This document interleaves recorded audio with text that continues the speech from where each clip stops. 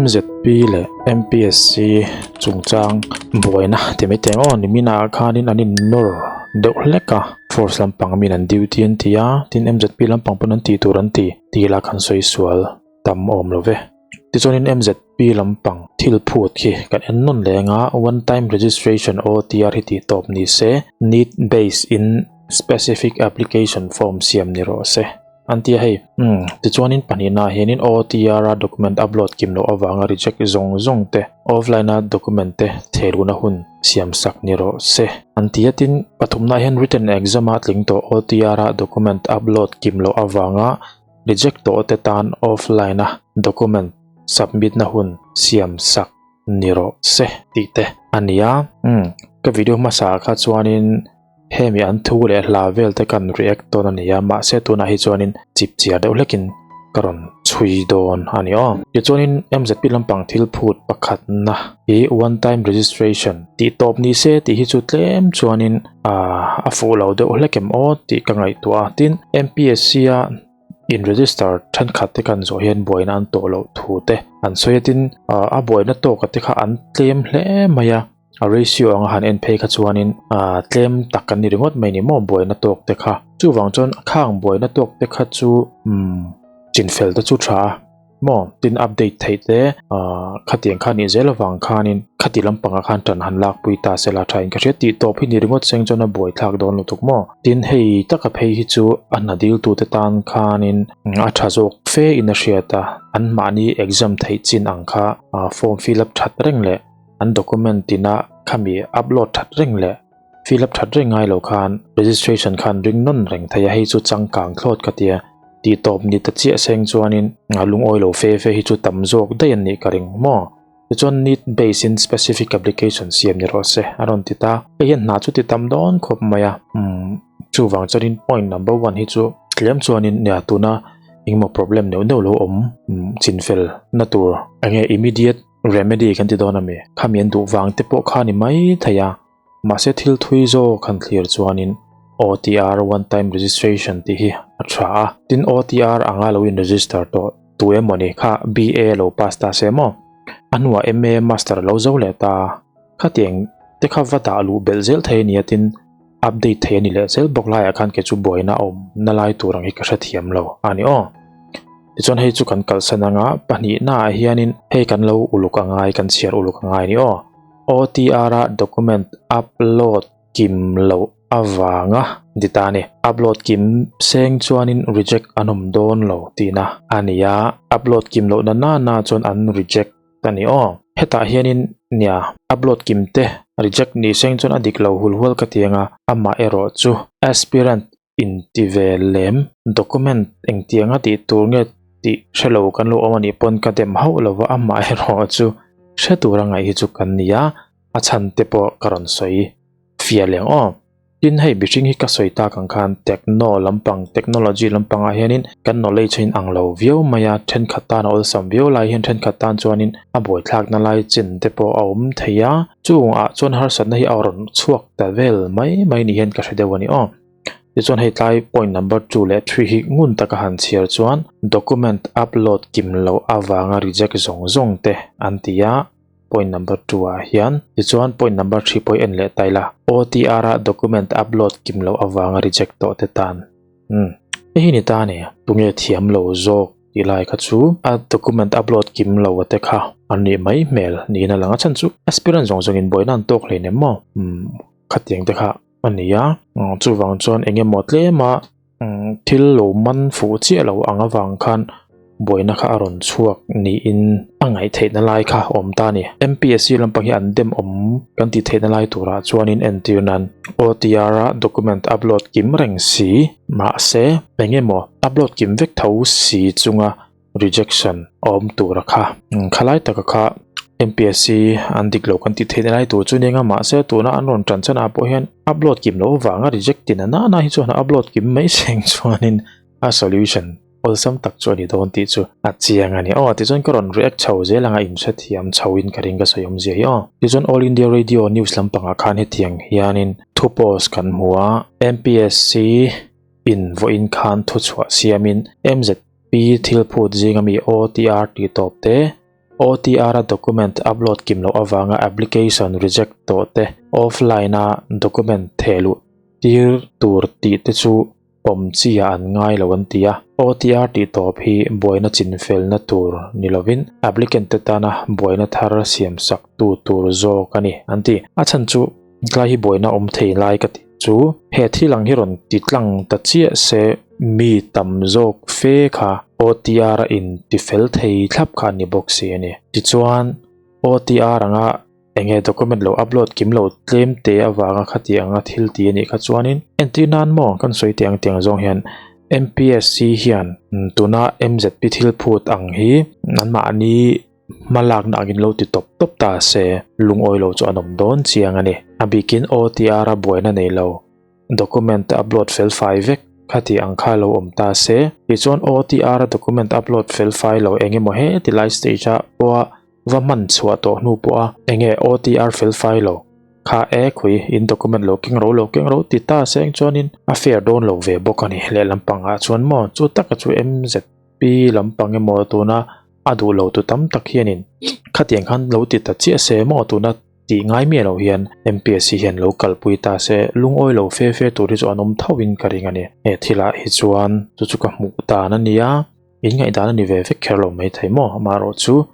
thilom theinin ka hria ni ke chuan ti chuanin kan sir zelanga written examination a ti thasi OTR document upload kim lo awanga nol te po eng ang po in ti thama se deal na fam kim lo the lut te chu eng huna po nol thei an ni atia chu advertisement a po langsar takin zialan zelani anti lai takhi poimo takhop mai ni instruction chu tiang khati engma ziaka ti omlo ti nima se he kan chuyang chuan hei MPSC chuan advertisement ti chu ani apiangin dilna fam kimlo thelu tu te chu eng stage a po an dilna nol thei aniang ti zialan zel ani chung point candidate tam takin written exam zo a document an upload kimlo awanga nol an hian an thiam thei lo ti soin MPSC point hei poyatia tilai taka hi MPSC hi anfakom tin lai ka nei ta ni anin soi fia vek to mo an notification chua reng po khami OTR khan mo OTR khan document anu upload kimlo palani chon eng stage a po nol thayan ni ti application notification an ti chuaka khami poma exam te khan an document anu upload kimlova an reject le khan an lana le sian thiam lo ani hei mizo te hrim hi ne nam dang te pon lo ni me the ka hrelowa thil chiar hi ngatinge o katia kan lo tai matlang lo de ulek poni me theya aspirant te ngei po tam tak chon hemi hi ain ziak lang ti hi an hrelo mai thei aspirant jinga po hian notification in chuaka po sengjat ngen lak don engjat nge engtik nge ni poi mo khati eng te han en thok anga an lo du tok te poni mai thei ei motor te kan han leya te ro manual bu ron chom thia ni chu ka motor chungchanga hriat tur poi mo zong manual a in ziak veka ma se info bikes lampang nei tu pumonte te na an soi dik ka ti mai chu motor nei tu zong za zela som kwa pakwa point pakwa vel hi zonin manual hi kan chiar lo tlang pu yang an tiang deuh khan mo a ziak va chiar chian lampang kha kan tai malowa ma se khami lo chiar chiang peiten anon soi kha mi thiam ka tile mai boxi amo ka tiang te kha nia chu wang jon hetilai apo han kha gari loron lang zo ka karon soi ni chu MPSC en fakom na chu hemi awang tak hian hemi chin fel na tura tan hian initial stage a document za lo check thei tu tur atir te document kim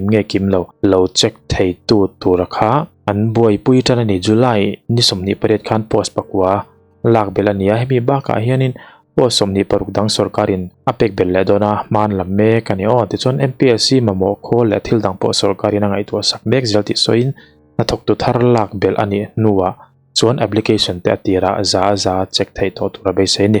tuna hian ani na taka chon tiang hian in hnial na om thein enga tingia tira khan an hriat mai lo an ti ta ni ma se kha an nai na tlin lo mo a number of workers khan an tlin lo po anianga tin lo check ngai mi lo tur zo kani ani na taka chuan aspirant velem chon a document upload kim lo kha hre tur ani a ka nga ya ke chuan alo in exam tling ani de chuan in kan pu tur te mo kan sa tur te kan madam tur te ni boxia khati ha khanin tem chuan in mizo taxi application te po kan la thiam lo lai khi ke chu mak ka tia phaya kan kala tha kan ti mm a teng te kha nia kan la offline system rem khop mai kan lo la chang kang lu tuk lo mi zo te hi kan lo in ti chang ka na nga hian kan chang kang lu tuk lo ni te po hriat na hi kan nei deuh rum ani chu mo he ti lawang hian ti chuan amai ro chu ti chung chuan MPSC chuan heng soi sel na te abo nan hian initial stage a document zong akim nge kim lo check tu rakha an boi pui me kani emi ni huna chon tu na soi sel na hi abo don chu wang chon he tilai kan soi tak MZP ten an thil phut OTR registration hi ti top ni ro se ti kha chu thil a thlak tak nin ka ria khaile achang kang lo zong ni kalang o ti ang ukuzat ani chu ta mo dan dik tak ania maro chu mi thanem ngai na an thanem ngai na ero chu mu mai sak lawila thain ka ria MPSC chon candidate te ham that na te arin tlak ani na le azaom na hum him chu thil poi mo bera ngaya chu wangin na kalpui dan tur chu candidate pakhate mo group pakhate mo tan chau ni lovin etla hi poi mo ta ni tu emo upload thiam lo le khami tikim lo te tan khami group claim te emo mi tu emo tan chau ni lo kan candidate zong a kha an ni chuan an thira ngai box emo tun an tiang khilo ti ta che selang chuan document lo upload kim tan khana fair don lo tak zz ani ani po upload kim lo wa hetia han ti le si yang stage to ti kha ani dona chuwang chuan MZP lampang thil phu then khat hi ti hlotlin ni che seng chon tun a hian boina na sajokhe chok theidin muna ading nin ka hria ni ti chuan khami MPSC lampangina thu post anon nei kan mo AIR an post kan muang khan kan check chiang chin ani chu ti chuan hei heta po hianin hei ti level a initial lo la hian enanga an du tok do mai tlang puin karinga then khat ti chuan mo chiang han chiar kha anom lo ni mai theya he na hi he notification hi meini som pathumati chu akhani ta ni thlathum thlali veliam ta ti na ni chu ti chuan hei poi kan chiar thla hei ai nge niang steno lampang ani instructor stenographer ni ta ni Labor, Employment, Skill, Development and Entrepreneurship Department Nwayat mi tunita Group B ani number of posts 1 mo ti chuanin hetahin kan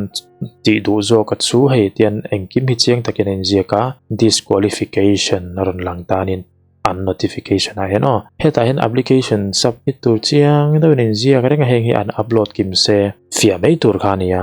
mo chiang mai tur khania tin initial stage a khan MPSC lampangin checking an lo nei lo kha MPSC lampang an dem om ka ti hau lova a chan chu check ngai lowin he thila zong hi an notification an ti chiang vek to a aspirant velem na ka du ani titan kha chonin hria thiam lo tur kha umin ka hrelem lova amai ro chu initial stage a za an lo check to tur ro chu a tha thlota ma se ta se ti chungcha khan ani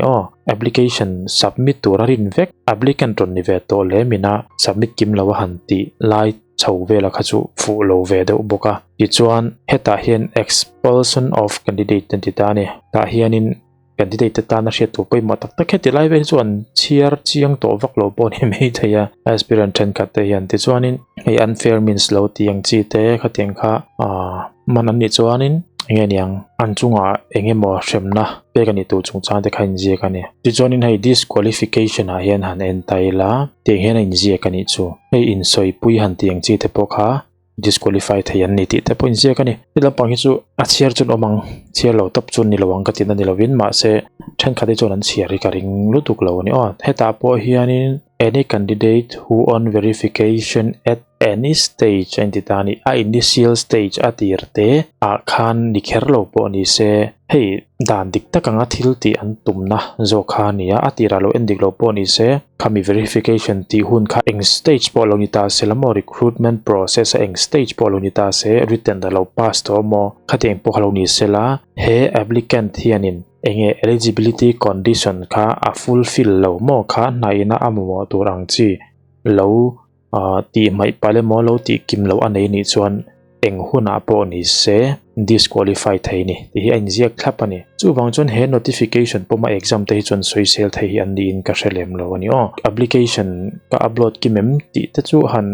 na deal thi chon han hriat ve tur chu anin ka hria ani ti chuanin hei na dang te pawh hian enzel taila notification hi kan en kual thuak amo ta te pawh hianin han enzel taila hemi hna hi junior grade Mizoram Legal Service Legal Officer khani chumo Law and Judicial Department te ni tani indu chuanin notification dang pawh halo enzel tawla heta pawh hianin a post chu true post mo level pay level hi 10 ani tani eng po ni se tinga hen hei qualification poimo ta inject diat maya chuan hei notification a reng hen eng document nge ngai ti po hi chiang fact forget inject ani ti chuan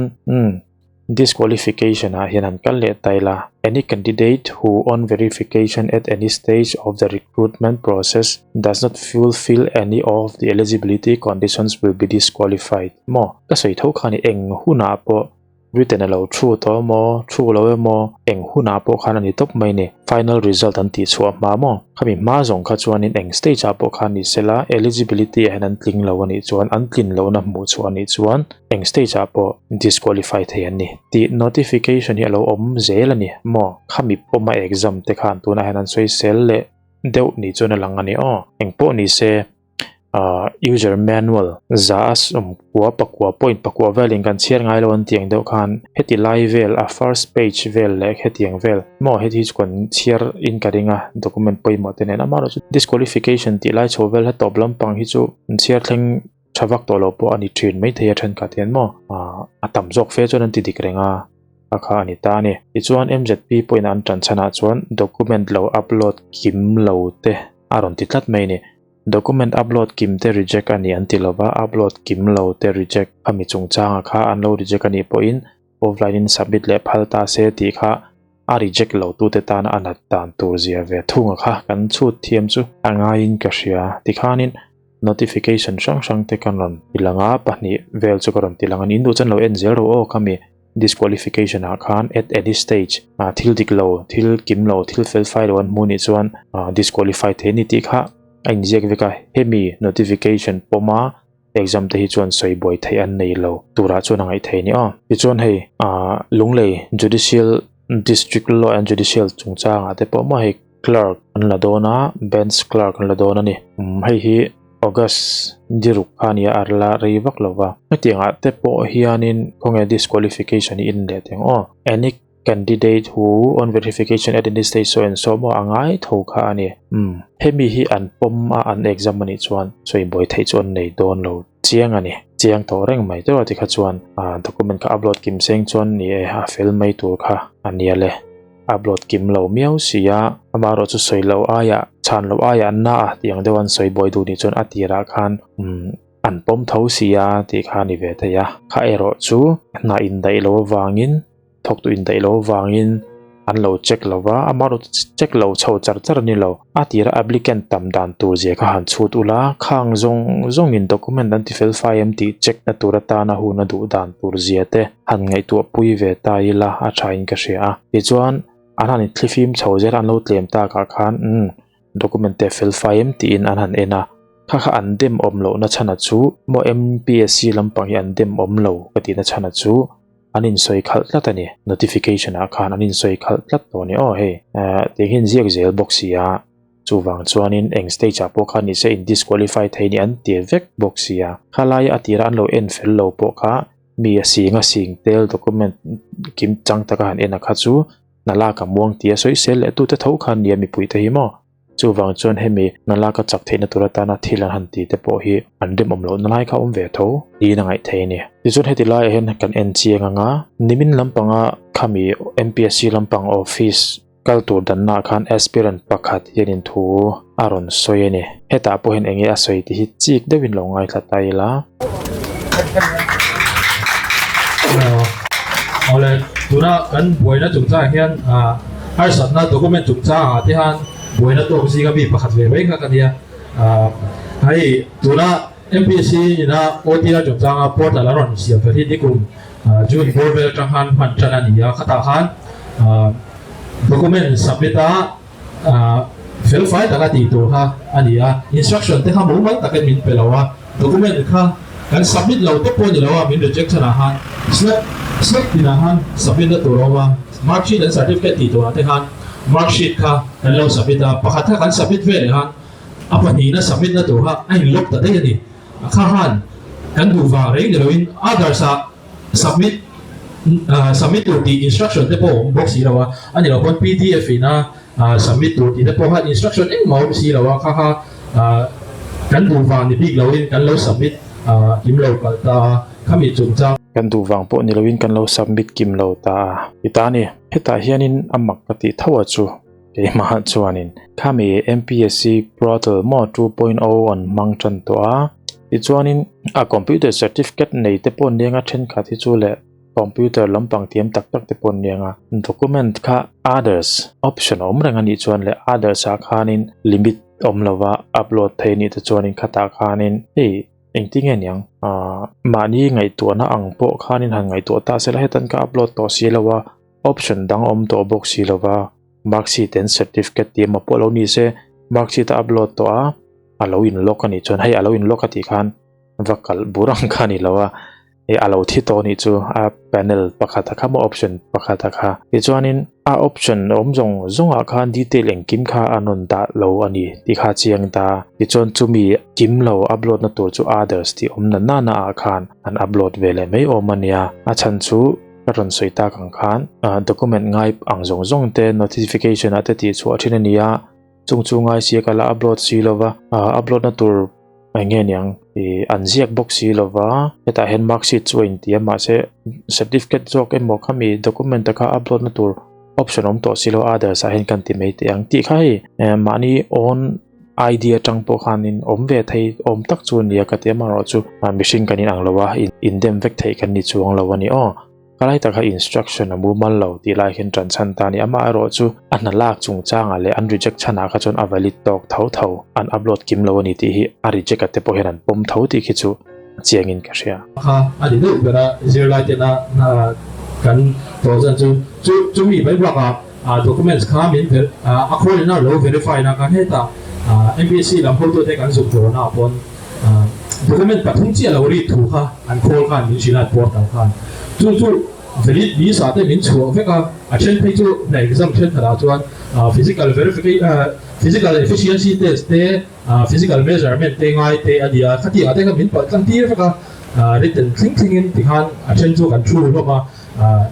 khati kan thu vek to hu han written result la ro ti chu ta kan pinga lang ve si lo kha mark ti tha ni kan in shesia kan zuk ngai ven ta chuan khami kan zuk vai ven hu han controller nge hian written mark chu in phange hi amai ro chu in document wangin reject an ni hi ti ha kan lo bong ta apoi kan ti tak se ta chu ti chu ga dia share ti kan ni lo le reject kan ni po hi min share ti ve se chu kan na apply ni kuma chang to han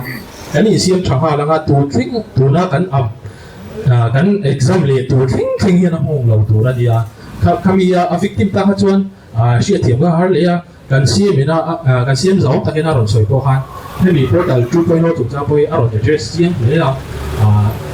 kata document zong zong tinga lo check turan ya ti khan a soi chiam le kan lo ngai tha thewin ari mama amai lo chu kata victim ta khan an lo check vek si lo ta ka chuan ai dei lo wang ti khan ta kata a victim ho ta khan an check vek man lo wanga hetia kan ha mu turang te kan choi thei lo na chan ani na ha atua te ta khan solution khan min siam sak min soi sak box si lawa aron address ringut kha alia kha ke ma ni ta khan a solution kha min siam sak se kan timok meya kan du dan pera chuan tuna document wanga reject ho hi submit kim lo po kan ni lo wangin physical verification heta screening te min nei pui se document lo keng ru heta kan nei don ania te kha min ti pui se chu portal 2.0 hu chuan kan nei pui to ngai lo an tia ma se assistant le UDC exam ate pon an lo nei pui le vek tho sia MES ate pon an lo nei pui le vek ro acha soi kimo ati ra khan document kan lo upload kim lo ati ma se khiti lai vela soya kenin upload kim ati le box hi ka thiam si ania kha ke ma ni ta khan a solution kha min siam sak se kan timok meya kan du dan pera chuan tuna document wanga reject ho hi submit kim lo po kan ni lo wangin kala khan submit kim lo po kan ni lo wangin aron ti le ta ne khilai takaki amak atira khanin submit kim lo ni thu in soin anwa submit kim lo kan ni box si lowa atia ijon engpo ni se khimi khi alo soi sual palani chuan ni e thusana da tail alo soi dika document chu taka chu nia karon soi chu document submit kim vexi MPSC ina engemaw chan mumal tak ompo ni lawa reject ani chuan thil dik lo hulwal anianga MPSC an dem om viau anianga khitiang thila thlenga ni chuan ma se khi thil khi ani lo rin nakan nei ani chu khitiang khian document submit kim thlap online portal khami OTR ranga submit kim thlap reject omni se hetilai MZP thil phut pathum zinga hianin appoint belin document upload kim reng si reject anom hi alan karing ani o ma se chulai taka jukan mulova chuchulo omni senjon ke pona serious chukati khopang kalai kher kha chu amai ro chu hetilai document upload kim lo awanga reject ilai taka ki other option omreng boxia other akhanin pakhat chauh kha upload theilo ti chu chiang renga pakhat item upload thei ti kha chianga khata pu khanin an upload lo ni chuanin le MPSC hi chu za vadem boy chi khanin ka hrelem lo ma se upload kim vexi reject an lo omani chuan tuna aspirant na soi kha tak ani chuan le MPSC chuan demom viawang ti chuan han ngai thlak zom zel teilamo tilai te khani chumak kati atira upload kim lo ni ain poma ma se document kim vek katile boxia physical verification heta screening te min nei puise document lokeng ru heta kan nei don ania te kha min ti puise chu portal 2.0 hu chuan kan nei pui dong ai lo antia ma se assistant le UTC exam te pon an lo nei pui le vek thosia MES te pon an lo nei pui le vek thosia hei hian kan dikna hei zero te kha equal opportunity kha min pelo ti kha achiang to ka hei hian reru atina me inziak ting har sa taka inziak ting ve ta chuan du huna inziak te kha ani big chuan boxi lawa chuan tuna kan ngen ber chu tuna kan document si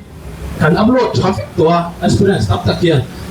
upload chato te hi millo pom saka tuna interview la nei le turang te written result la chok lo atangin ani chu tuna kan appointment lo pek to sa chu engma vati boya mo tuna kha candidate se khan kan tu lo shima appointment la pek lo mai pa ka written ngoro soi thui main tuna khan MPSC lampang statement ron nem nge che kha OTR a khan mo harasat lo zia chu tuna po an tikim lawani an sheto an tikim lo tin sheto an upload kim le che to mo chulai taka chu ni update thei ania ba da bel thei nia degree lo nei bel ni pon da bel zel thei ni chu wang ti top ni se ti kha chu ke chu ka support lo za in ka support lo top helai theli chu mo tuna po khen ki an document an upload kim lo ti anin poma ma se tuna chon kan upload kim to aron soi le zel tur hi apoimo mail kop mai result la chuak lo atang hian in siam thaila kan document te lo pom sak se chuan kan apply to sa kan le exam lo thing te ko han mi lo pom sak sharp se din kan mien tak me wani MPSC lam pha hei kan boi le ber chu ni alo me atop lampang a chian ron soi chiang ta khop mai an pom lo big po ni lova na lo lak fel to kha chu ni an mani po ken enge mo chena chon an thiam lo ani document an lo upload kim lo ani ti kha an poma ama ero chu na la lak lo le khami lati fel lo hawa kha chuanin min tha thiam ve ram se o anti anita ne kitilai taka khichu ingen yang a solution chu zon puya thamange o chu kati puya ni ma se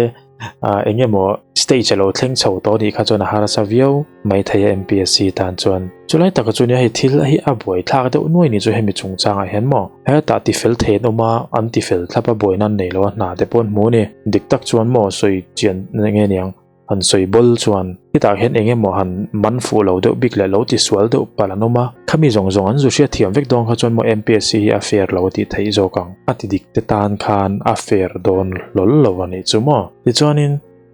tuna ron soyang khanin engemaw stage vela khan min pom sakse ati lai po kha notification bo ka khan en le taila eng stage a po kim lawa engemaw diklo muni chuan disqualify theini ti khain jek box ya chuan anlo upload kim to ni chuan notification thara ron chuaka nga khan min apply le te kha chuan lo dik vek to don tho box ya chulai taka chuni tilai mi tam takin hei kan ti pui vel te pawh hian mo mi tam takin an boina lai takhi ka hre thiam chiah lo hi an ti zel maya tulai taka chu ani an boina tam takin an hriat thiam lo lai chho vela chu a initial stage a OTR atang khan document an lo upload kim lo nge ya an upload kim lo awangin heta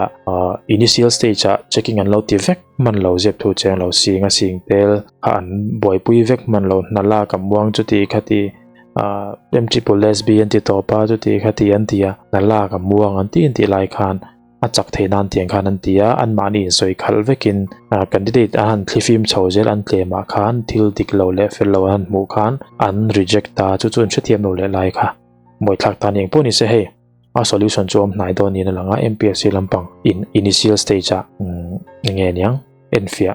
an tum to a na te pon lak belani o kha teng te kha an ya tan chu an lana sa a kha a chiangin ka hria ti chuanin hemi chungchang ai chon thil a chhual mum deuh thei to din ka hria ti khan a rejection na te hianin document chun an lo upload kim lo nge ya mo an lo upload kim lo nge ya chu notification an in soi khal ang nge in